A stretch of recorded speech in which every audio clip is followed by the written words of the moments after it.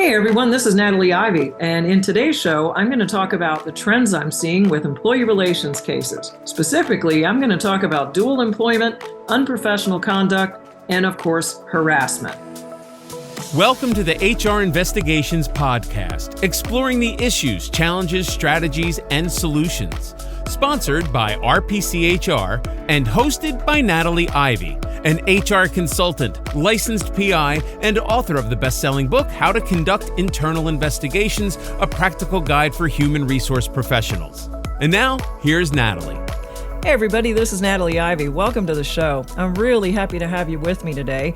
Today, I'm really going to be delving into trends in employee relations. Well, the first thing that I am hearing about from a lot of my clients is dual employment. Yep. You have a lot of folks since the pandemic who are working from home, but sort of. So what's going on is that they're supposed to be VPN'd in and working, and yet they kind of disappear, and colleagues are seeing that they're missing in action for a couple of hours. So that's one of the things that I'm finding that employee relations professionals are having to investigate more of today. And in some cases, those dual employment issues are also a conflict of interest. What does that mean? Well, conflict of interest is also when the dual employment could be working for a competitor. So this is really something that emerged from just remote work into these quasi-conflict of interest and dual employment cases. So the other thing that's going on is the working nomads. During the pandemic, a lot of employees decided to move out of their high cost of living areas. And one of my clients had an employee, an IT specialist, sold her condo in Atlanta. She and her spouse bought an RV, and they just decided to trek around the country. Well, that works great when you have a strong internet connection, but when you don't, And then once the business really was calling everyone back, where was she? She was all the way out in Yellowstone, out in Montana.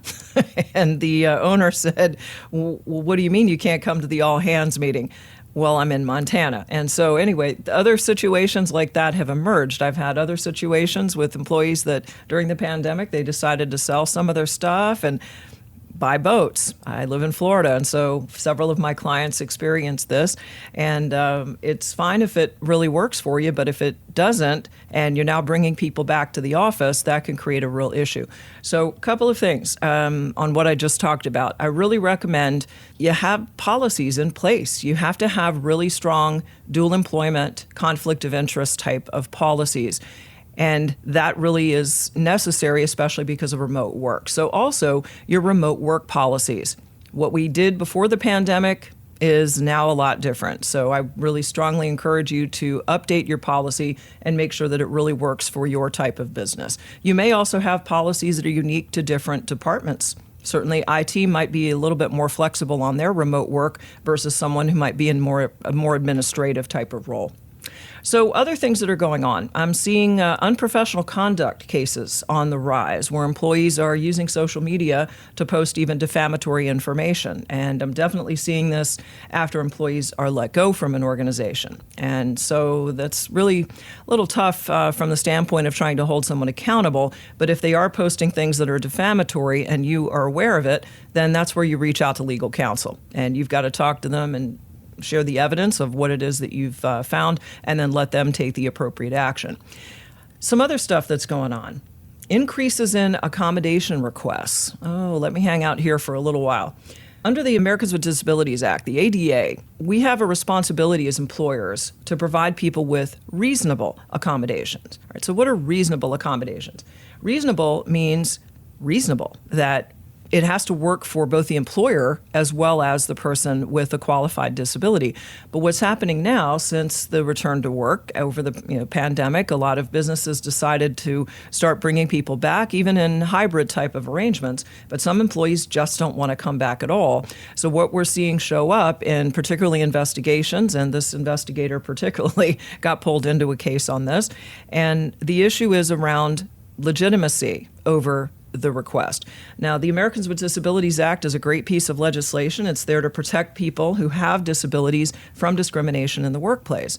However, when you have people game in the system who really don't have a legitimate disability and they're just trying to craft one or manufacture one just for the purposes of trying to work from home, folks, that's called fraud. All right. So the other thing I recommend, if you're starting to see an uptick in these kind of unreasonable accommodation requests, is to make sure that your policy has been updated as well. You should have very good procedures for how employees are requesting accommodations. Make sure that you have some good paperwork that they send to their healthcare provider, to their treating physician. There weren't really, when we had the ADA enacted in 1990, and even when it was amended back in 2011, unfortunately, our lawmakers didn't really give us any paperwork to work with, not like the FMLA. So what I recommend is having some standardized documents that allow employees to request an accommodation and go to their treating physician, get the paperwork filled out. In other words, what is the disability? What specifically are they dealing with, their barriers to being able to perform their work? And then what types of accommodations are they requesting? And the doctor should be signing off on that, all right? So that's asking for a lot more robust information. And then also there should be something in your policy that states that if an employee is in any way fraudulently misrepresenting their case, or just like someone who may bring forth an allegation of sexual harassment and it's completely fraudulent, that is called bad faith. And honestly, that's also called fraud. There should be some kind of language in there that there are consequences when employees bring forth these types of complaints in bad faith. So what else is going on? Well, in one of my previous episodes, I talked about employees using the buzzwords. All right, so what are the buzzwords? The buzzwords are harassment, discrimination, retaliation, bullying, humiliation. There are others, but these are the sort of hot ones that we're hearing today. What's happening? Well, employees are now really using these buzzwords precisely at the time of performance management. So a supervisor sits down, has a conversation with a direct report, let's say who is maybe coming in late for work, or maybe isn't meeting certain performance standards. And instead of the employee absorbing and processing that feedback and making the appropriate changes to elevate their performance, instead it's like, no way, he didn't just go hold me accountable. Now they're going to run to the employee relations department, they'll run to ethics, they run to HR, and now they're raising these allegations. Well, my boss is harassing me. My boss is discriminating against me, retaliating, and bullying is the big one. And as I said in my previous episode on buzzwords and how to handle that, the key is, again, back to policy. Have you noticed how I've come back to that several times? If you really don't have robust policies in place, especially around bullying, harassment, discrimination, then you're going to have every 5 minutes when employees are being held accountable for their performance, they'll be in HR's office or employee relations or ethics or whatever it may be in your organization.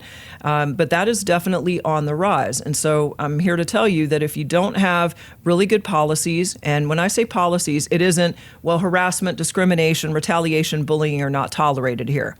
No, that's too generic. It needs to get really granular with exactly the definitions of what kinds of behaviors constitute harassment or discrimination, what kinds of behaviors specifically constitute bullying. And just check out my previous episode on buzzwords, and I gave you some suggestions there on what policy language should look like. All right, so what is all of this doing to employee relations teams and HR teams? Well, it's starting to create some real pressure, and what's happening, especially when employee relations team members have to investigate some of these allegations when they come in. Let's say an allegation of harassment. Well, then, as a result of coming out of the pandemic, a lot of organizations have moved to completely 100% remote work. Well, what that means is that investigations have to be conducted 100% remotely. And so that presents some challenges, doesn't it? It's no longer that you're sitting in a conference room with someone and really being able to assess their body language, their demeanor. It's a lot harder when you're just looking at a small screen on Zoom or GoToMeeting. And what this is also doing is creating some tech issues. Sometimes when investigators are looking into these things, employees play games. They don't like certain questions, so then click, they just end the call. And the investigator never really got their side of the story, never really got their full statement on the matter. And then what happens? Well, it depends. If you have a good policy that requires cooperating in internal investigations, if you have someone who is completely dodging the investigator, then that's where you pull that policy into play. And they should be aware that if they don't respond, let's say regular telephone call, well, Ma Bell still works, even though we have all this technology. But if they refuse to get on a call within a matter of, let's say, 5 minutes, when the investigator is requesting that investigative interview continue, if they're dodging you, then that becomes a cooperation issue, and they should be held accountable, disciplinary action up to and including separation of employment for that. So the other problem that I talked about earlier was the conflict of interest cases and employees now seeking dual employment and what I call gig work. That can be really problematic. And I will tell you, a lot of employee relations investigators are not really very skilled in handling conflict of interest cases. So I recommend certainly reaching out to security teams. If you have an asset protection or fraud team, if you're in a larger organization, if you have reason to believe there could be a conflict of interest, it's one thing if someone has a side hustle, maybe they're working at a bakery, and you don't have a business that has anything to do with the bakery. Oh, well. The issue could be the employees disappearing for a few hours during the day, maybe from 10 to 1, and just, working at their side hustle, taking bakery orders. All right, that's fraud. They're essentially stealing time from you, but they're not necessarily engaged in a conflict of interest that could in any way be problematic for the business as a whole. But if you have a conflict of interest case that is a little bit more complicated, where they might be working for a competitor. I had a case recently with a shareholder in one company who also was a shareholder in another LLC, and he was essentially trying to steer business from his existing company to the LLC of which he had part ownership and really wanted them to become a vendor. Well, why? Because it allowed him to somewhat double dip. And luckily we were able to catch him, and it involved a lot of forensic IT analysis. But nevertheless, we have the expertise to do that as an external PI agency. But the average HR and employee relations professional, generally most of you have not really had to work a conflict of interest case. So the best advice there is if you have one of those that could be a little bit bigger than the scope of what you're used to, then there's no harm in you escalating that issue up to legal, to your security team. And I think it's really paramount that you recognize the need to do that and not try to muddle through a case, because you may lose the ability to gather evidence and other things that your legal counsel may need at a later time. And overall, what is some of this stuff doing? Well, it's increasing caseloads on employee relations professionals. Well, why? About 8-10 years ago, I started seeing the trend with a lot of the mid-sized to larger organizations centralizing employee relations teams. Well, why were they doing that? Well, because of the bias issue. Anytime an employee comes forward in a business and complains about, let's say, their manager, or complains about a coworker or something going on, if they're going to their HR business partner that they normally deal with for payroll issues, an FMLA, or they don't like their performance review rating or what have you, the problem is that HR business partner is too close to the politics. They're too close to the day-to-day, and often their judgment can really be clouded when it comes time to really investigate things that might be of a serious nature. So about 8-10 years ago, I began to see a really big trend towards centralizing employee relations teams in businesses. In other words, pulling key members of the HR team, training them specifically on how to handle employee complaints and investigations, and then just create separate teams and centralize. It's a good idea, and I really see a lot of value in it. What we've seen over time, however, is the case volumes increase, but not necessarily the resources. So if there are some of you listening to this podcast and you find that you are really, really overwhelmed, your case volume continues to increase from year to year, you're not getting additional resources, then this is where you really have to be documenting where you're spending your time. And you have to be able to showcase to your boss how overwhelmed you very well may be. Most organizations that are larger do have some kind of case management system in place where you're really accounting for the sheer volume of these types of issues coming at you. And you can even look at the analytics, patterns, trends. I run a solution called HR Acuity as an example if you want to look up a case management system that really is a robust one for HR. But centralizing employee relations has done a few good things, like identifying repeat offenders, because the case information is there. If you have someone named Adam Smith whose name has come up 3 times, kind of like a bad penny, and this person has had allegations of harassment made against them, well, why is it that each of the parties over the last 18 months have eerily similar details in the behavior that Adam has allegedly conducted. But none of the complainants know each other. You see, things like that really allows you to start looking at people's credibility by having that data. Real-time reporting, consistency in processes, and also it really just improves the overall process for working investigations to resolve employee issues, and it minimizes the bias factor.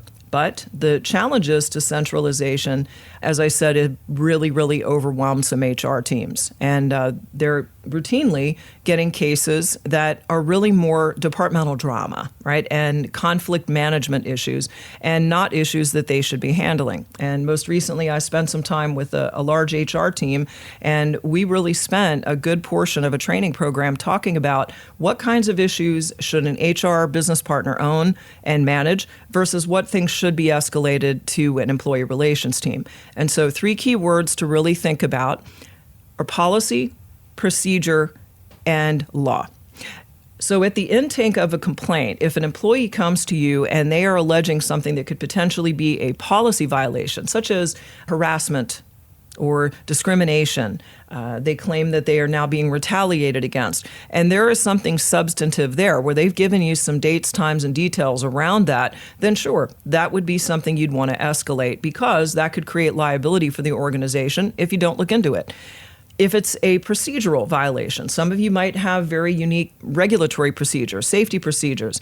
Maybe it's job posting procedures. Could be the employee is coming forth and alleging that they wanted to post for a particular position internally, and the job posting was taken down in 2 days, and now they've heard through the grapevine that someone's already been selected. All right, that could be some backdoor politicking and potentially even some things that are discriminatory and not allowing people a fair shot at being able to get the job. That's a procedure that certainly should be investigated. And then legally, if an employee comes forward and says, hey, I don't think it's right that my boss told me I can't take my family and medical leave, or they say, hey, my boss is continually forgetting about my overtime. I've worked the last 2 Saturdays, 8 hours, and my boss hasn't put it on my paycheck. Okay, those are legal issues, and certainly they require investigating, and you've got to get to the bottom of them. All right, so in summary, the issues that are going on today, the trends, accommodation requests, conflict of interest, dual employment, working nomads, unprofessional conduct on social media, and employees definitely using the buzzwords. And also the sheer volume of cases is going up. So that means a few things. Number 1 is you've got to tune up your policies. Number 2, you've got to train your team.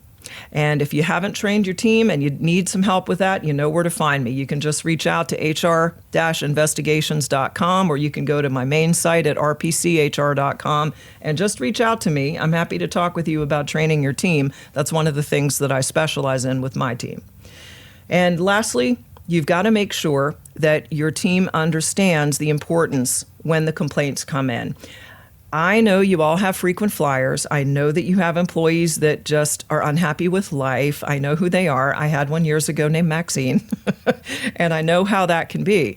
But let me just give you a piece of advice. When you have an employee who's a frequent flyer who complains about stuff, you can't be dismissive. Maybe the 3rd time that they are coming forward with an allegation, that one could have merit. So we have to take each allegation as a standalone, each complaint as a standalone, and not allow that to cloud your judgment. Because if you do, and you brush it under the rug and you don't do something about it, you could very well be inviting a great deal of legal liability on your business.